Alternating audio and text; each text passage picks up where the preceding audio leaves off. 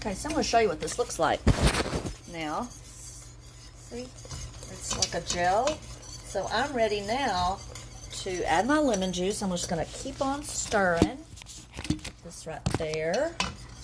And add my lemon juice and get that all stirred up there. It happened, I mean, it doesn't take long, and I cooked it, you know, on a fairly low heat for my. Stir. I like the way this looks better with the juice. It's just a thing with me. So it's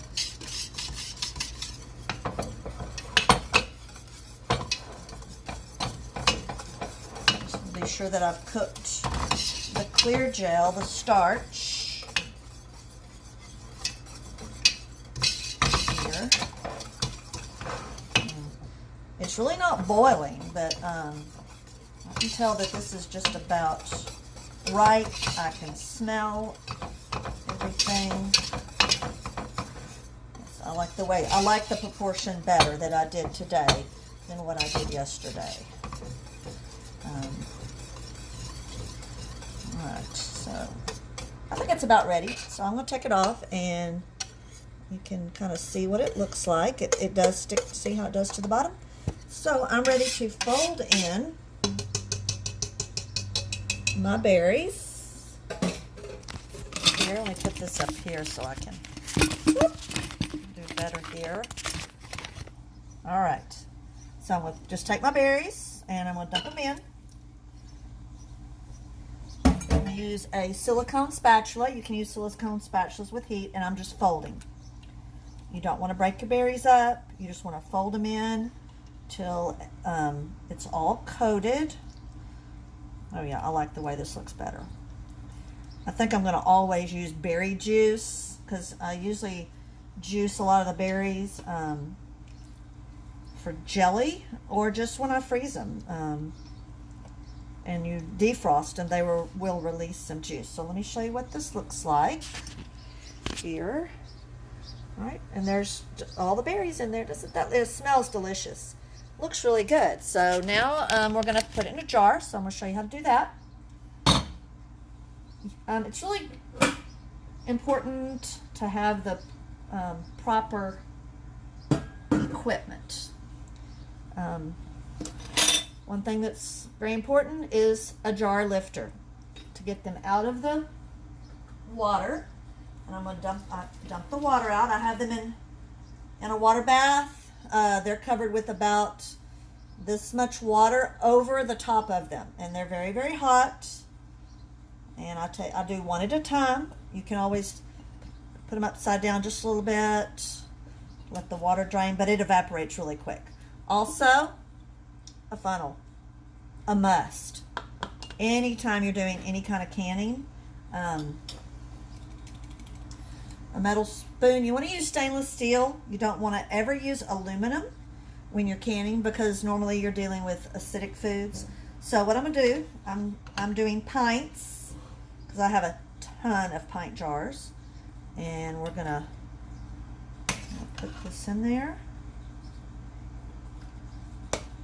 This was too clumpy yesterday, or too thick. This is much better. There's more gel, which fills in those air spaces. You don't want to dump it. You want to do it spoonful by spoonful so that the air spaces kind of come out as you go.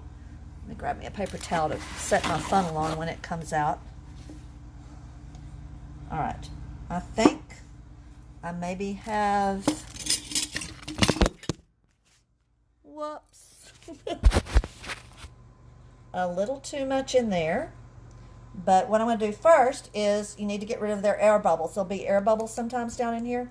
So I use a chopstick, and I've had my chopstick in the water. I just run that chopstick around the outside to release any of the air bubbles so that they come to the top. Because what you're trying to do is to seal, you want to get, when you're processing, to get all the air out. So I think I'm good there. And what I'm going to do is I have this little little ladle, but I think, let me see. Sometimes I use it just to push down. Just to kind of, I want to use a spoon. I think I'll use a spoon. All right, so I'm going to measure this headspace. It's here at the top. And I need to take some out because it bubbled over and I do not want that to happen again. So I just take a little bit out and I'm going to measure, and that's about 1 inch headspace. When I compare it to my other, even though they're going to collapse down a little bit, that's pretty close of my one that did seal. So got all my air out. Look around the edge there. Okay.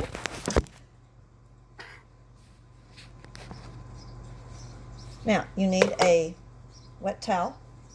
Sometimes I like to dip it in that water, that hot water, and you want to go around the top because you don't want anything on that lid or the top ledge there, because it will not seal if there's anything there. Okay, so on this one I'm going to use that Tatler to show you. Most everyone knows how to use the metal lids. Okay, so I've had them in water. Now if you've used it before, you will see little ridges from the plastic lid on one side. You would put that ridge side toward the jar. And now you've heated them not only to sterilize, but to soften that plastic or that rubber there. And they're not, even though they're in boiling water, they're not hot. Now when you put the lid, you don't want to crank it too tight because air needs to come out of that jar. Okay, so I'm holding that lid and I'm gonna just try to get it threaded on there properly. Sometimes I don't want to cooperate here. All right, so I just finger tight. When they're processed and I take them out, I'll crank it tight, which will help it to seal. Okay, so there's one done. I'm gonna set that aside. And I'm going to get my other one out here. Like I said, it's probably going to be 2 pints because I used a quart of berries. Okay, I'm going to put my funnel here. I'm going to scoot this close to my... I touch these hot jars. I got grandma hands. So don't be touching those hot jars unless you got grandma hands. I'll get rid of that spatula. All right. Now these berries really aren't cooked. They're going to cook in the processing part. Oh, I dropped a berry. Oh well. That's why I use an old dish towel too. All right.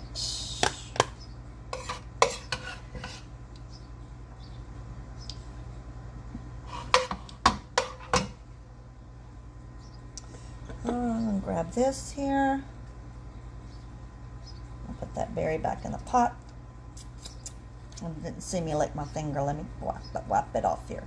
All right, so set that aside. I'm going to run my stick around to get the bubbles there.